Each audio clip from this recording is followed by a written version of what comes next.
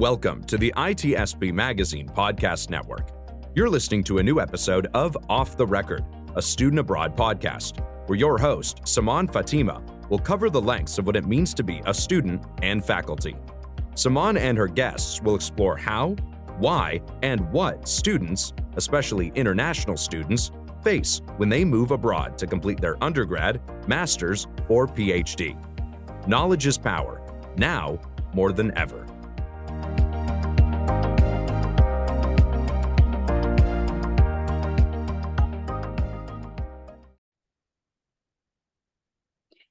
Hi everyone, welcome to another episode on Off the Record with me, Saman. And here we will be traversing with another student, with another college, and with another degree altogether.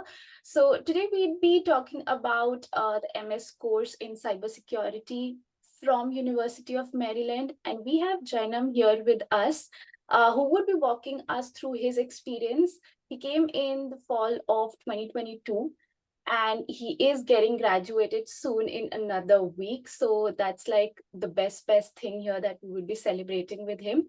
And before we head down more into the questions and everything, Jainam, why don't you introduce yourself? Where are you currently situated? Where do you come from? Like which country and place? And what course are you doing?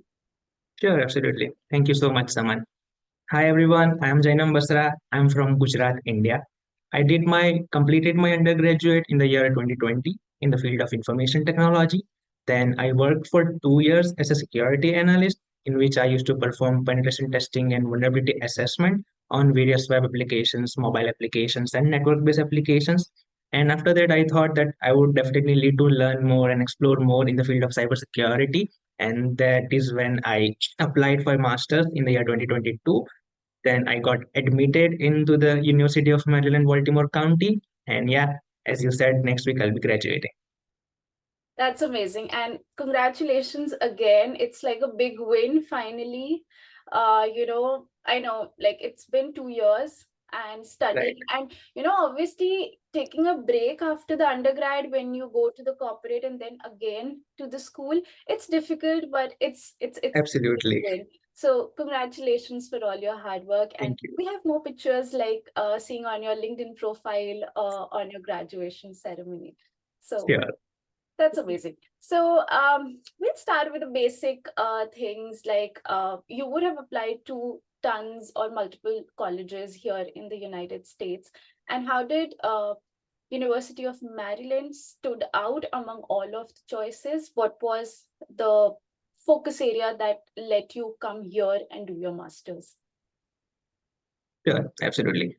I would start with definitely why cybersecurity. It's a very interesting story. When I was in my school, maybe eighth or ninth grade, and I was newly introduced to Facebook, one of my schoolmate came. He was like, "Hey, I can just hack your account. I can get into your account." I was like, "Seriously? There's no way you can get into it because you don't know my password. So there's no way you can get into it." I was like, "If you challenge me, I can do so, and if you give me permission." It's like, "Okay, sure, go ahead." And he just did it in one day.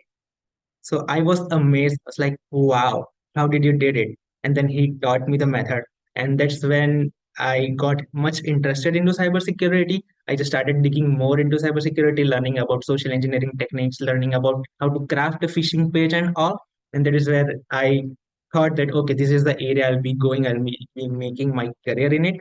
So after my completion of school, I opt for information technology with specialization in cybersecurity. And then again, I interned in a company where I get to learn about penetration testing, where I was introduced about OWASP Top 10 and all such methodologies and the whole area of cybersecurity.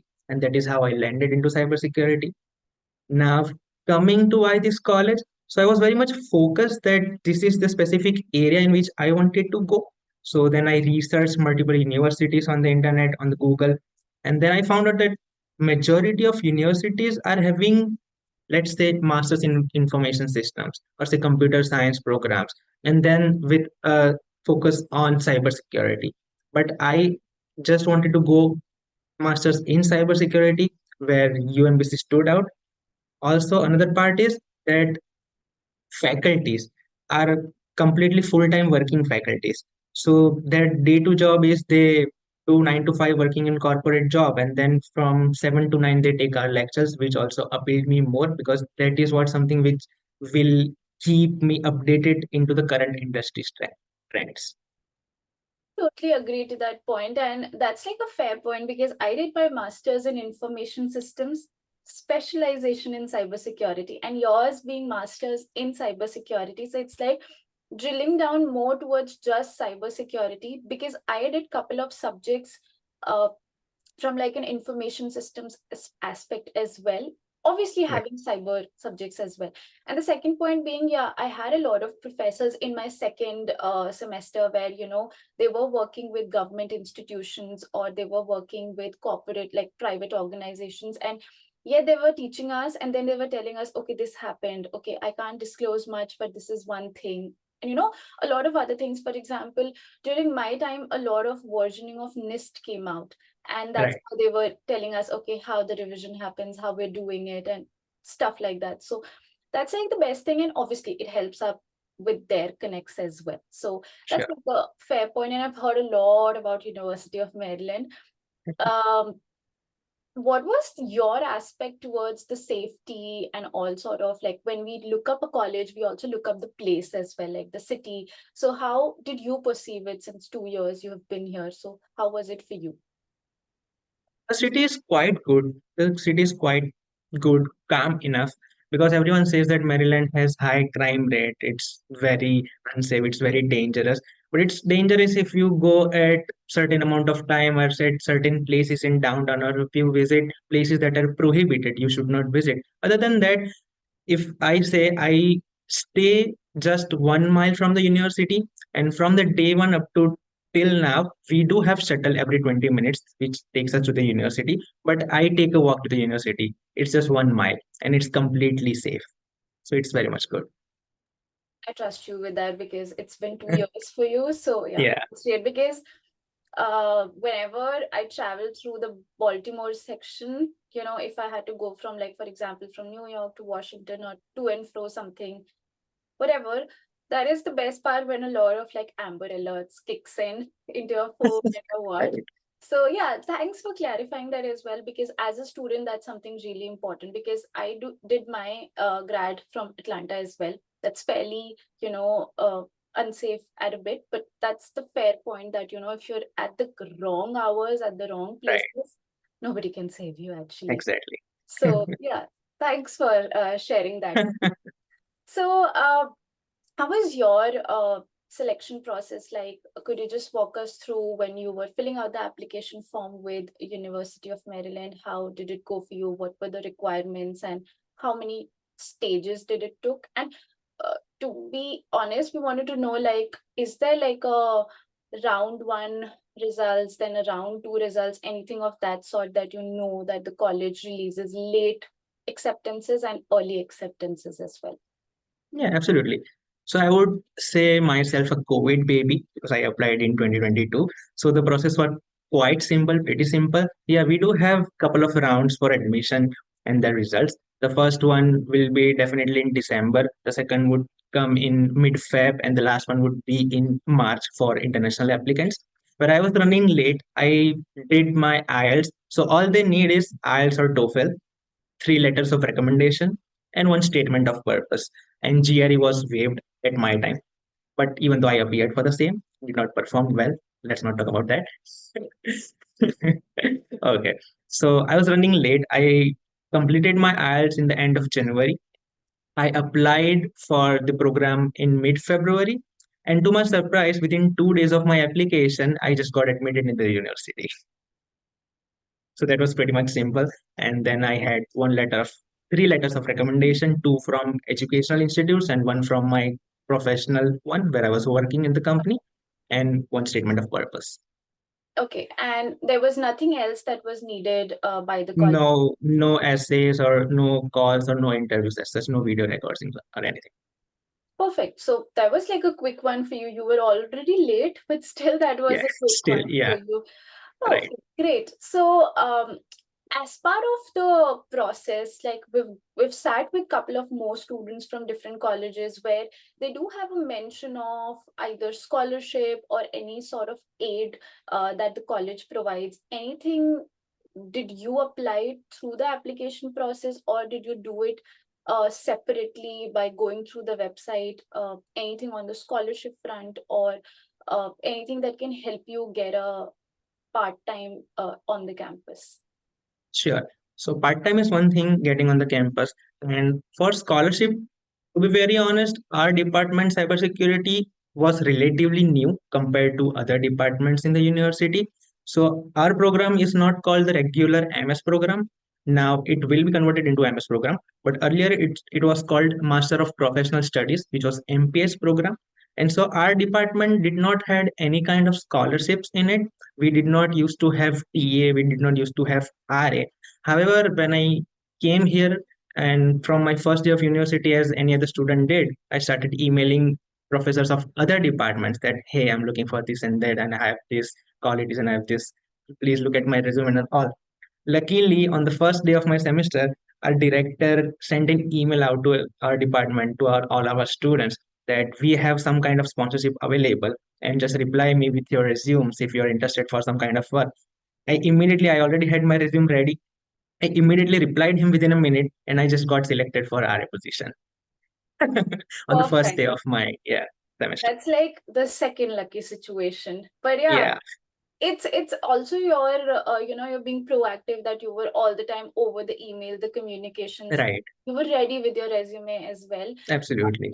It got selected. So that did fetch you any scholarship or any sort of way, like any sort of your tuition, part of your tuition fees was waived Right. for that? So that did not help me in getting any sort of tuition remission, but however, that helped me a lot financially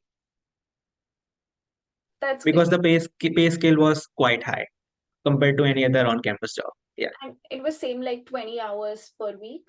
it was same like 20 hours per week And you were working it like under a professor and performing a under research. my director itself. Yeah, director of the program itself. Perfect, perfect. So there would have been a lot of learning, and also that fetched you money as well. So if not scholarship, this is one way. So Absolutely. are there any, like you said, now it's getting converted into MS now. So do you like speculate that there would be any sort of scholarship for international students going forward? Absolutely, absolutely, absolutely. In upcoming semesters, there are gonna be a lot of scholarships available. Are you happy with that? Yeah, good for other students. Yeah, I Yeah, mean, and why then not? there's just a pinch in your heart that did not happen for us. However, I get my work done, so like I'm fine. Yeah, it's either way, if you Yeah, are not getting the tuition fees waived off, but you're still getting somehow from the RA, uh, exactly. that's the thing. So a very funny question, a very quick one as well. Like why, like you said, your inclination towards cybersecurity, then the Maryland University, then why that inclination towards the United States of America and not to any other foreign country? What was your pick there? Sure. So after working in India for 2 years, I was like, I'm kind of person who enjoys technical stuff. I love doing ethical hacking. But on the other side, I'm also like, I need to talk to someone. I cannot just sit idle for hours and hours and do my work. It's like, okay, I want to climb that corporate ladder. I want to be a manager kind of thing. So it's like, okay, if I spend being technical so many years, after a couple of years, I'll be promoted to senior security engineer, let's say. Then after a couple of years, I might promoted to team lead and then manager. I might, that will be the time of taking pension, I guess. So I was like, okay. I was like, okay, let's do masters. So if I might land a senior role, like, okay, now what to do? So I was thinking to do masters in India itself, but then in India, doing after masters is like you're completely focused to academic research only. So people doing masters in India are completely focused in academics only. I didn't wanted to write a paper or publish a journal or write a book of my own. I wanted to be in the field. So like, okay, what's the other way of doing it? So I thought of doing MBA, which every engineer thoughts of doing it. I was like, Did you okay, also give a cat? no, I didn't. I didn't. I didn't. I just thought Better. of doing MBA. Then, Did the exam as well. oh wow, great. Then on the other side, I was also very much active in doing bug bounties on different platforms like Bugcrowd, HackerOne, Integrity. And also, I was part of Trace Lab. Now, Trace Lab is a kind of non-profit organization which helps in family reunion, which collabs with the government and allows our people to help find missing people on the planet with the help of internet. So those who know how to leverage Google Docs and all such stuff. So as part of that, I was taking part in the CTFs and all, and I learned a lot. It's like, okay, where's Trace Lab located? It's in the States. If I see all the summits happening, Black Hat, again USA. If I follow any influencer from background, let's say James Keeter or let's say Jason Haddix, where are they located? Again USA. It's like, okay, this is the place I want to go and learn more. Fair point, actually, that's a fair point. And I see everyone and anyone is here.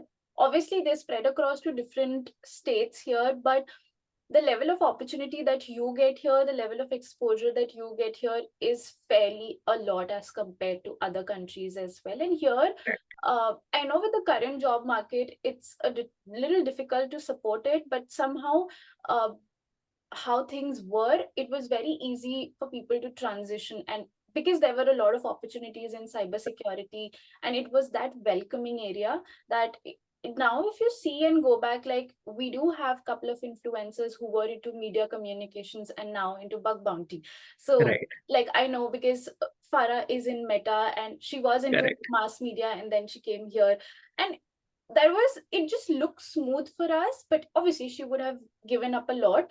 But things were easier, the transition phase, and understanding it. And once you said bug bounty, that was the first name that came into my head. So everyone's like spread across everywhere, and with organization situated here, because we have maximum organization, like all of them actually, correct. who are headquartered here, and Yeah, everything works from here. Like if you want to see where Mark lives, it's the US. Where other CEOs lives, it's just the US. So everything absolutely. works from here. So that I understand. It's for sure why it's said the land of opportunities, because everyone's here itself. So Right, fair point. Uh, that was, I could see like University of Maryland had a very quick exposure on your end in terms of selection, in terms of getting the RA. So how was your visa process? Like I know fall 2022, I know that was the worst time to get a visa appointment. How did it go for you? absolutely, absolutely. So visa process again. So when I got admission into the university, now there are lot of documentation you need to go through, you need to prepare, you need to have. So I have opted for student loan, so you need to go through the loan process, you need to go for financial documents. We're not getting slots at that time. I was working in the company at that time, and I have joined n number of Telegram groups in which people used to say that, yeah, slots are available now, slots are available now. And the thing is, the government restricted your access to the website for just 3 attempts. It's like every time you see on Telegram that slots are available, you go and your account gets locked. Like, okay, I don't know. Up until July, mid July, I didn't got my appointment. And all of a sudden, one day I was taking a workshop on bug bounties in my company itself for interns. And in the break, I was like, okay, let's just try it one more time. Let's see what happens, because I was on a notice period. And I even asked my boss that if this didn't work out, I'll continue again in the office. I was like, okay, I understand that, because I thought I might need to defer it up to spring or next fall semester. I was like, okay, I'm fine with it. I understand. And in that break, I just got appointment for the Delhi consulate. And also, I was very much scared because in the Telegram group, people were sharing their experiences that don't go to this consulate, don't go on this window number. People at there are not good, and like very much overrun with the information. But then finally, I got it. Remembering my time, I just appeared for my VAC on 2nd August and my interview on 5th August. My flight was on 12th August. My orientation was 12th August, that I somehow skipped it. And yeah, it was all bad. So I remember a lot of folks telling in the Telegram group that the Bombay consulate has like really difficult people. So initially, I got my appointment for the Bombay consulate. And then one day, like one random day, with the help of some of my friends, I could just see, okay, there is a slot open in Delhi. And I just quickly got it switched from Bombay to Delhi. And that was the time I was like, okay, I can still, like, now let me look at like the Delhi consulate feedbacks, like how Right. it's for folks. But yeah, appointment was the worst part. Like, I did not want to Absolutely. pay anything to the agent. I was into the same boat. Yeah. Everyone Yeah. saying just manifest it, and I was like, I can't. I am on notice period. I just Absolutely. can't go back. Like, this was like big time embarrassment that I got selected, but I didn't get the Right. that thing, and I have to go back and Right. work again. So yeah, that was the difficult part, and then you're packing also in between, but you don't know that if your visa would come in, and Yes. And I everyone keeps on asking, where are you going? When are you going? When is your correct. appointment? Yeah, let's just catch up and this and that. I was like, no, I can't. And then I'm emailing my professors in college that, okay, so my fee submission day was 2nd August. And 5th August was my interview. Second was just my VSc, the biometrics. So I asked them, like, if I don't get selected, I just don't want to pay the fees. Like, there's no point for me to pay the fees. Right. So they gave me a leverage of 3 days that, okay, once you're through with your interview, then do the payment. So the day I got, like, the person asked me that so and so question and then said approved. I was like, he just ran away because I have to fill the form, pay the fees, and get it all sorted. So yeah, but how was your, like, what were the questions that were asked for you when you were facing the visa officer? Visa interview? Yeah. Visa interview, again, I've been lucky all these times. The day when I went there, first of all, the atmosphere in the embassy is completely terrifying. I mean, it's not terrifying, but you get terrified. You get overwhelmed with the interviews going on. You're standing in the queue and you're seeing that visa officers are asking that the questions are pretty simple, that where do you want to go, which university and all, but you just get blank. However, which was not my case, I went there, I submitted my passport and my I-20, and the officer was very sweet lady. She was like, "Hey, good morning." I was like, "Good morning, ma'am. How are you doing? How's your day been so far?" So like, "I'm good. Thank you so much for asking." And she just asked me, "UMBC?" Like, "Yes, ma'am." Like, and she replied, "Welcome home, retriever." Oh, that's your Yeah, mascot. the mascot. Yeah. Okay, Yeah. great. I was like, That "Okay, is thank you so much." actually like a rhetorical question, I guess. If you don't react at that time, they would like think, okay, he does not know that much also. So they could trick you on Right, that portion as just right. So no more questions started, like just welcome home, retriever. It's like, oh, thank you so much, ma'am. Have a good one. yeah, they also have a picture, like, because they also asked me just two questions. One is why this university and this course, and then how are you financing yourself? So I just gave up the documents, but he was nowhere interested seeing them. He just wanted to hear them, like, how are you financing them? Because with our college there was a scholarship attached as well, so he was good with that, that the amount is lesser as compared to what Right. people think. But yeah, and yeah, he just asked two questions. But before me, there was a guy whose visa got rejected because of some discrepancies in his DS 160. And he lied about it. And then the officer got really angry. And I was just looking left and right that can somebody please change my window number? Can I just join a different line Right. altogether? Because he was furious and I was scared that what if that thing comes up on me? But when I went there, it was all sweet, nice, smiling, and asking me two questions. And I just ran away after that when he said that you'll get your passport in whatever mediums you have requested. And yeah, but that's the worst part because the what you said, the environment is very terrifying. Right. Everyone's like suited and everyone's like with Absolutely. documents. There are people who are for B1, B2 visa, there are people for renewal, they're F1 folks. And I doubted myself that whether I'm underdressed or overdressed or whether I'm in proper attire to be called a student or not. I agree. And then the lines are like from outside, the lines get started. Yeah, And they check you as if like, where are you going, on what mission are you going inside, and there's no phone, you can't like do correct. anything. And yeah, The parents are eagerly waiting out there. yeah, and then it's just more of like when you come out, you just sign them, okay, it's done, whatever. But there were Correct. folks who came out sad, like did not get approved for them. So yeah, that's the difficult portion of visa. But yeah, that's a fun part as well. Okay, so cut to the chase. We talked about all the before portions of you coming here. How was the first 2 weeks here? Like, if you can be like brutally honest, how did you take up the first 2 weeks in terms of the stay, in terms of the food, the culture? Like, how were you perceiving it? Absolutely, for sure.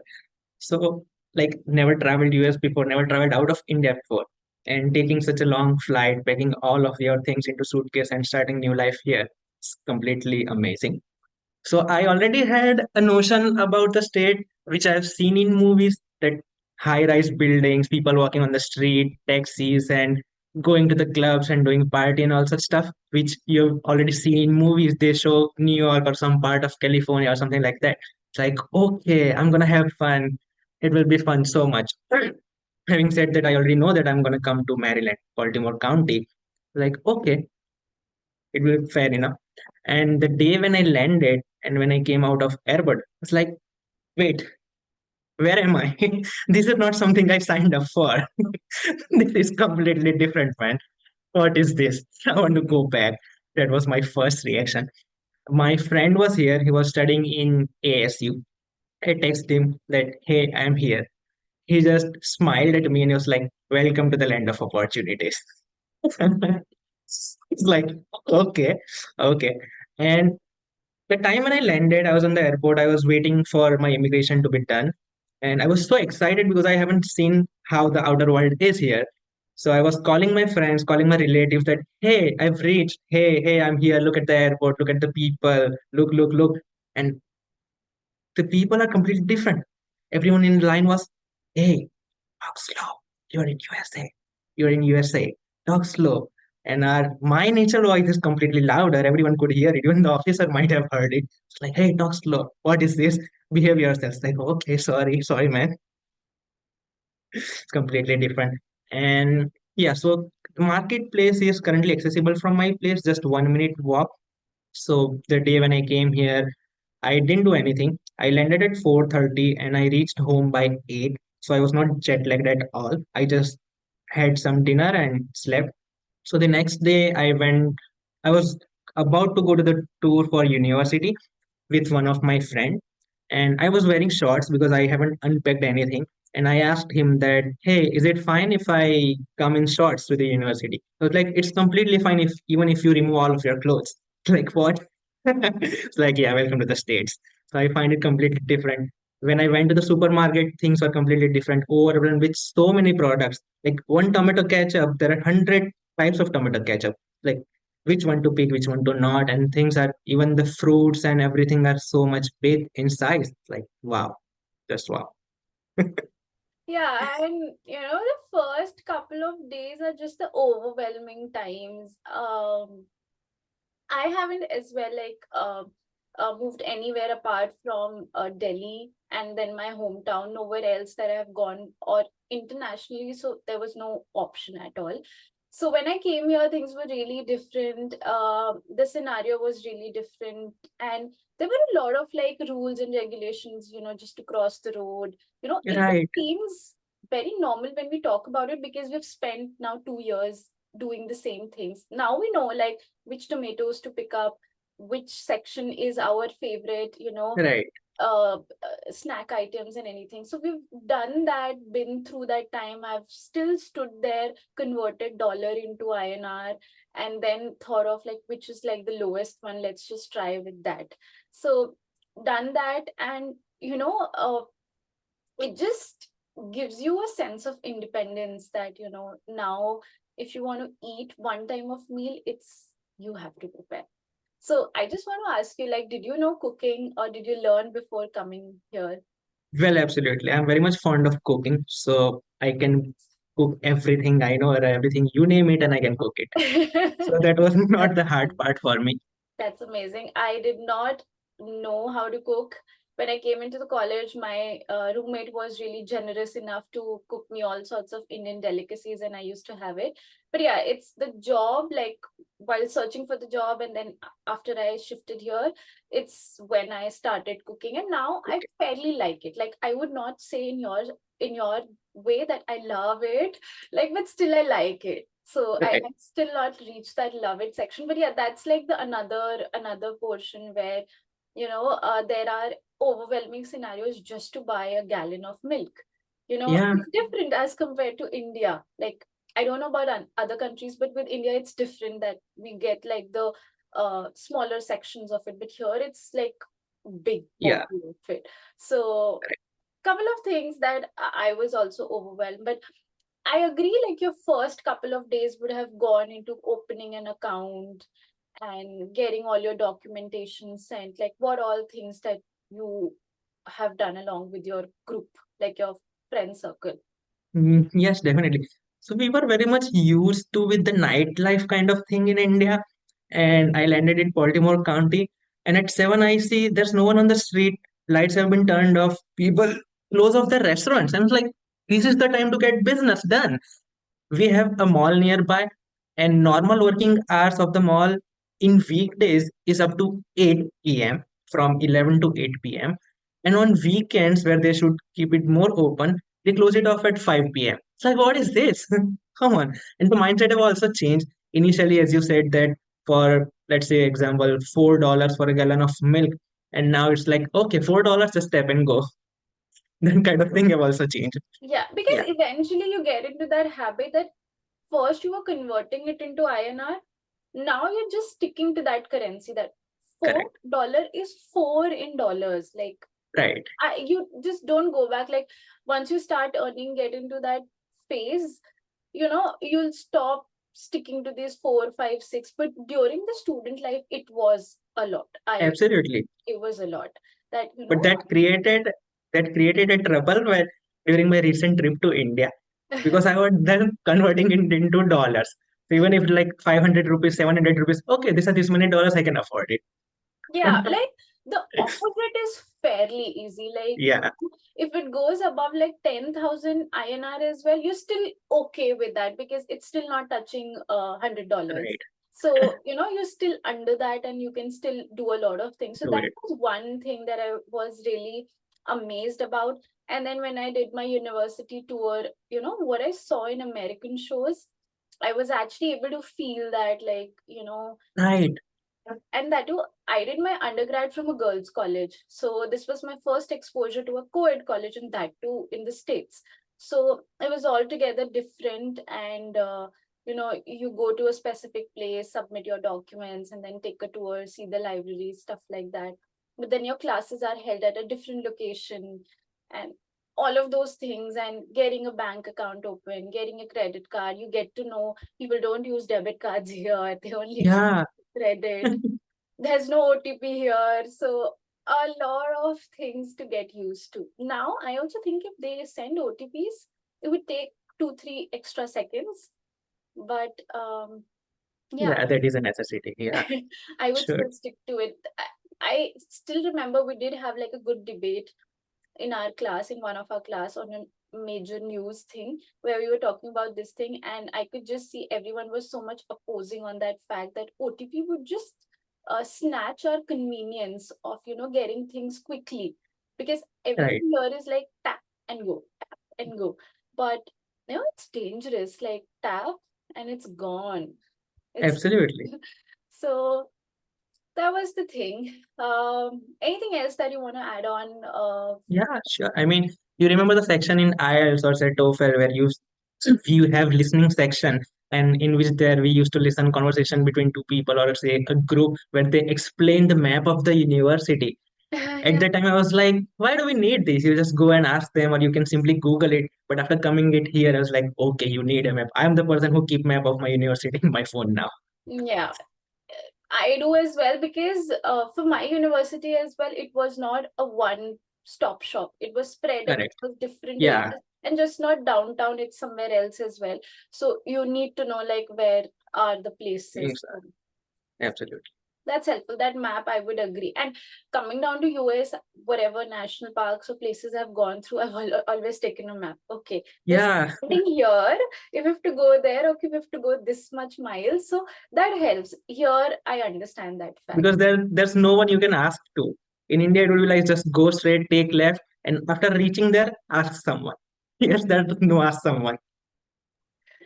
Now, what about like the food in or around the college or where you live or in the city itself?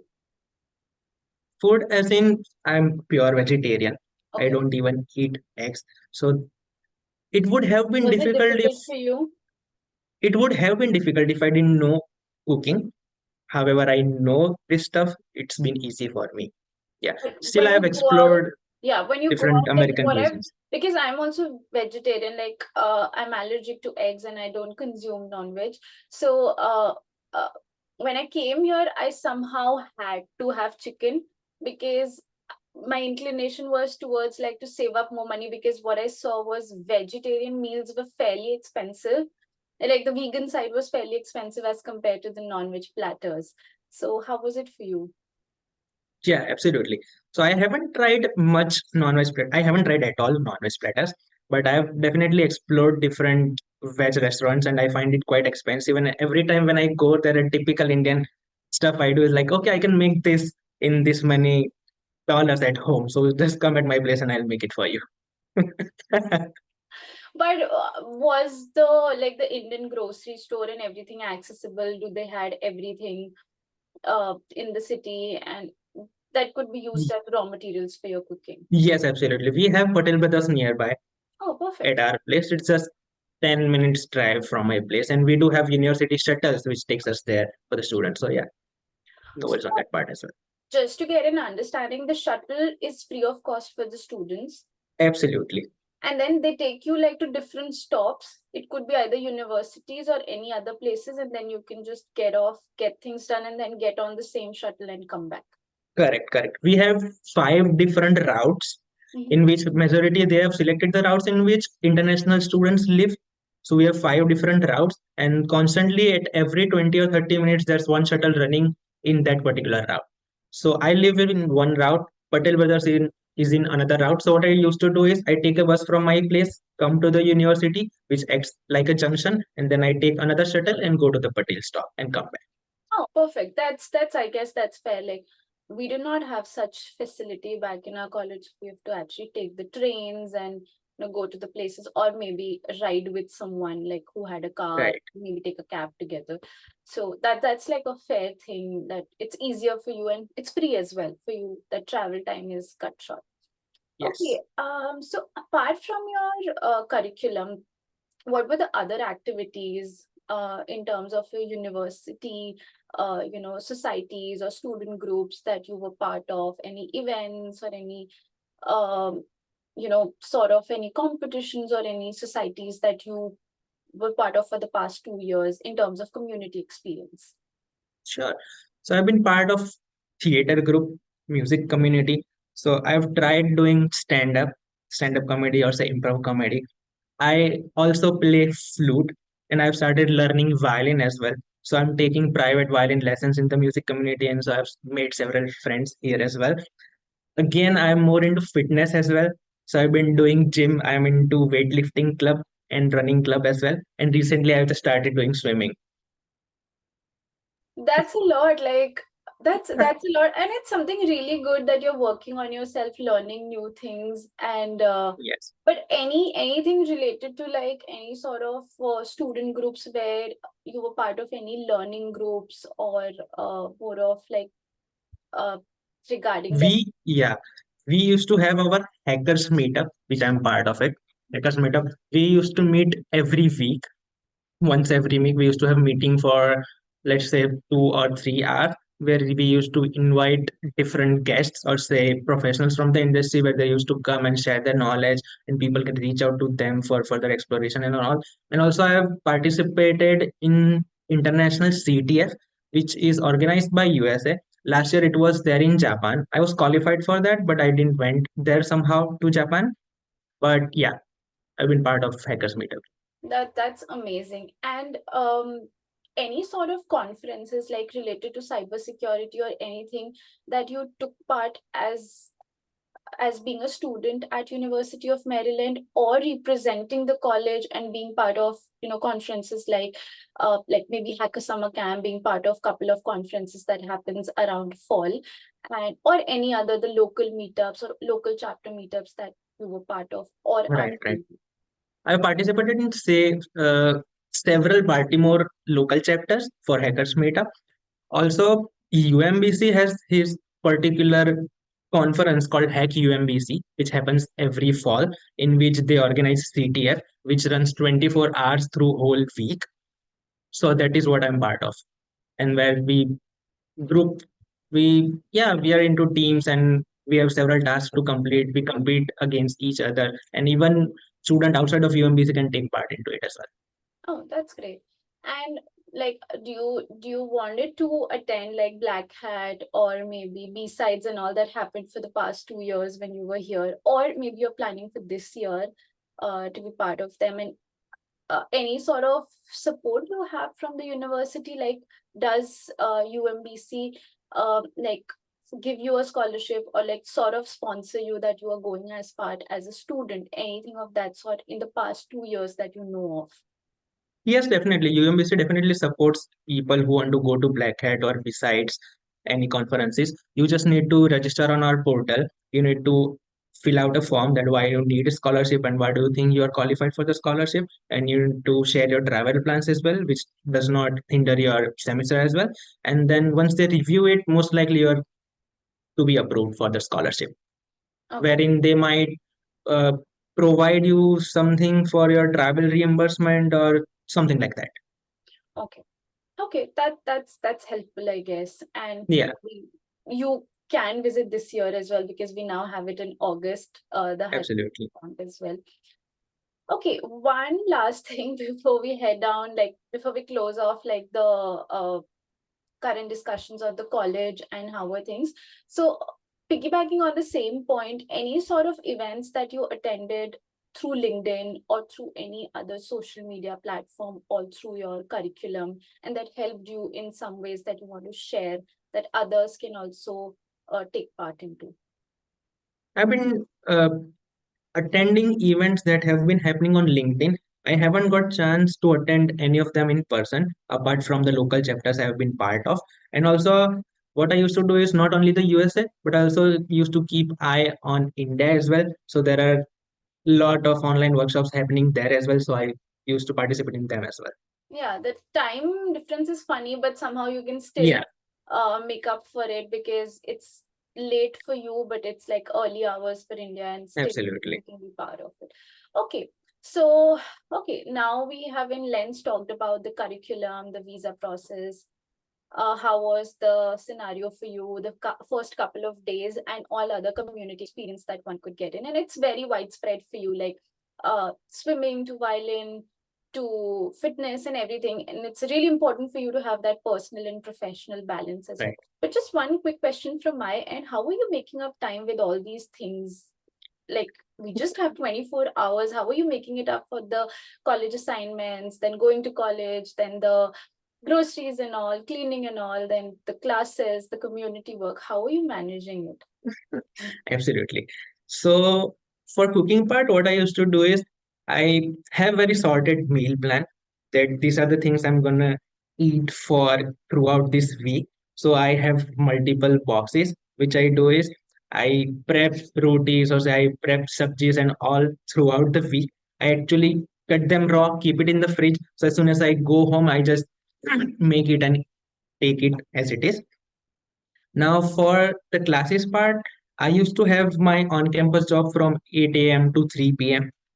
And I used to have my classes from 7 p.m. to 9 p.m. And that too on 3 days a week, not every day on the week, right? And job was on every day, basically up to 20 hours. So in the middle, in the buffer time, I used to go to gym, I used to play tennis, or I used to go for swimming and all that stuff. That is where I used to myself. That's a good balance, Yeah, because I get to hear this like everyone is on the go here. You just can't stop. And if you think like you've done everything, you'll just remember, okay, that cleaning was skilled, or I could not prep up on this part, or anything of that sort. So you're always on the go here when you talk about both the sides, like studies and extracurriculars work. Okay, so how was your job experience? I know since 2022, since we landed up here, the job market is really thin, and it has worsened with the months that we've gone through. So how is it going on for you? Well, currently I'm in the multiple stages of interview. I've been applying actively on LinkedIn and other platforms as well. But what I've noticed so far is the incident of ghosting, being ghosted, where recruiters give a call, or you are in second round of interview and then again you don't hear back from them. Sometimes what I have noticed is that I schedule a call with recruiter, they're checking their calendly and they're like, okay, I'm good with this caller at this particular time. And just before the minute of that particular time, they're like, okay, I'm sorry, I cannot do this for you. And on the next day you receive an email that this application has been closed because someone else has been selected and all that stuff. Yeah, and especially I've heard that a lot, that someone else internally has been chosen up for that role.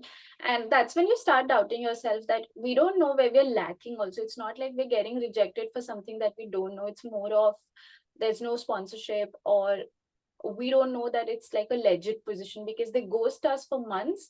And it, like, I have been ghosted for like from like multiple recruiters from like big time tier 1 organizations, and I don't know for what reason. So that is one challenge that I've heard from everyone who has come and talked about the job market, that this is just happening since 2022, that people are just ghosting you and not letting you know, because it's more of like, you let us know you're not selected, it's good. If you're linking us, somehow psychologically it gets into our head that we are selected, maybe they're just taking time. So and every bigger organization takes like 4 to 5 months to give you an offer. So Absolutely. That's the worst part. So I recently attended, sorry to cut you there. I recently attended a career fair where there was some big organization. I won't name it. I went there. The head of the team was there.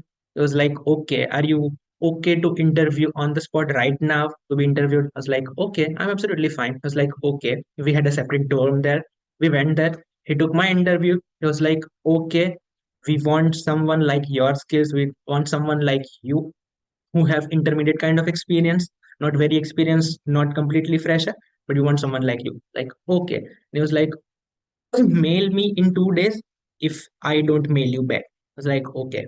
And it has been 2 months, I haven't heard back from him. I know. And at a point, we just feel embarrassed of asking them that what is the update. And I am just not talking about, smaller local organization. They're like big, full-fledged organization. Like they have their names in everybody's house, but still somehow they don't.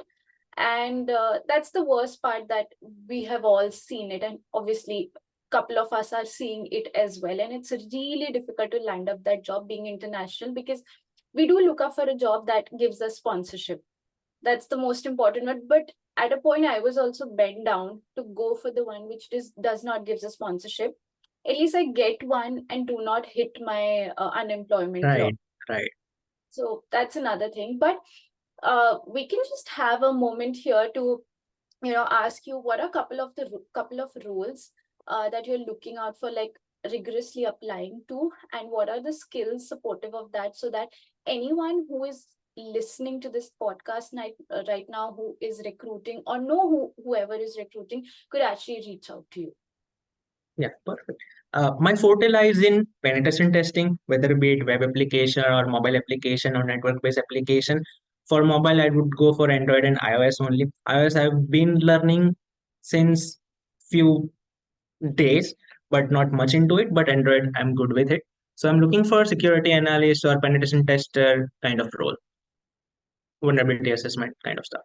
And yeah, and obviously you do have 2 years of work ex. You did have worked under the director of your program as an RE. you have a lot of experience there as well. And plus the 2 year classroom knowledge where you have worked on real-time projects, real-time analysis, that is just like an added, like a cherry on the top. And obviously you're a master's student now, so you have both the degrees plus experience. So I would really want to request everyone, whoever is listening, kindly reach out to Jainam. We'll have his LinkedIn ID in the description. Probably there we can start up and help him if there are any sort of roles that you know of in your org or somebody who is hiring. So that would really help them. So with that being said, one thing on the job thing before we just head on to the closing section is with the current job market, because it's really tricky, it's really thin, not a lot of job you're getting. Is there any sort of university aid, university help or support you're getting in terms of, any role that they could give you as part of, being employed at the university or working under a professor or anything of that sort? Yeah, so as I've already worked under my director of the program, I have I have mailed couple of other professors as well, in which I feel their research work is really good and in which I am particularly interested and I wanted to learn more. They are definitely ready to help me even if I graduate and if I want to continue with their research program. So that is helpful as well. So like UMBC professors UMBC professors. and how supportive is the alumni group in those sense? That have you been connecting to anyone from the alumni group? All right. So alumni group, I would say they are very much supporting. But having said that, you're in the field of cybersecurity where most of the work is done in the federal sector.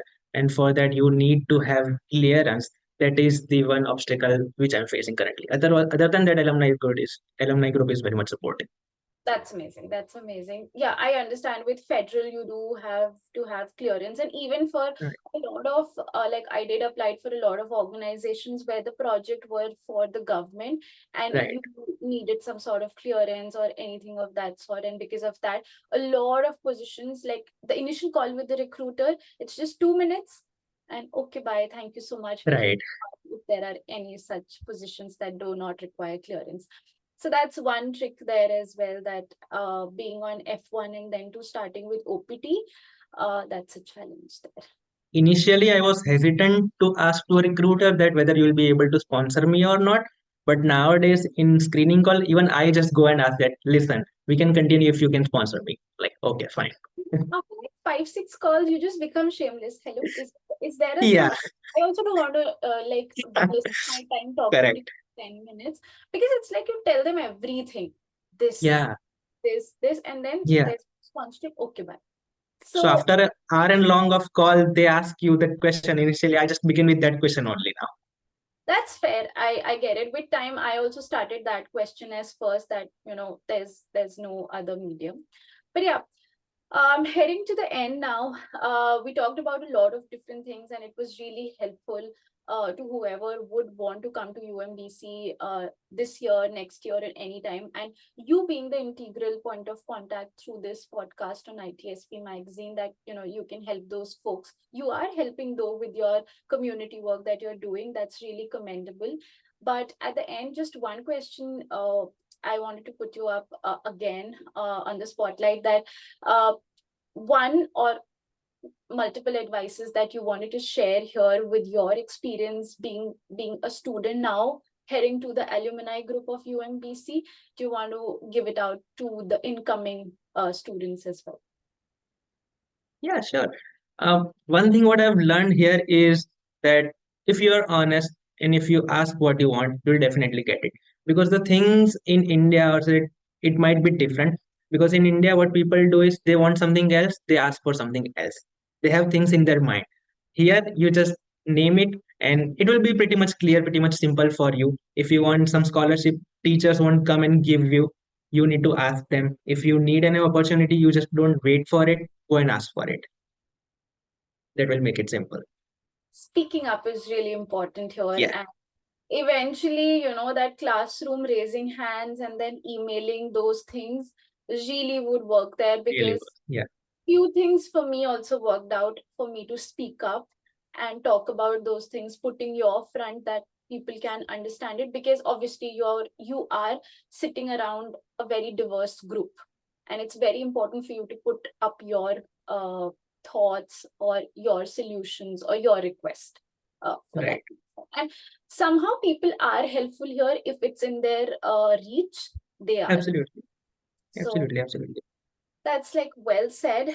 And that was a great 1 hour that we sat and discussed about a lot of things. I hope it's helpful to a lot of folks. And yes, we'll have all of your handles in the description so that people could reach you out.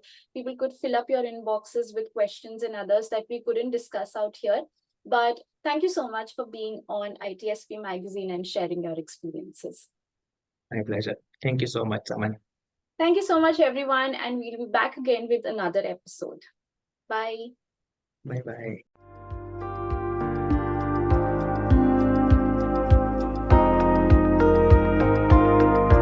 We hope you enjoyed this episode of Off the Record, a student abroad podcast with Saman Fatima, part of the ITSP Magazine podcast network.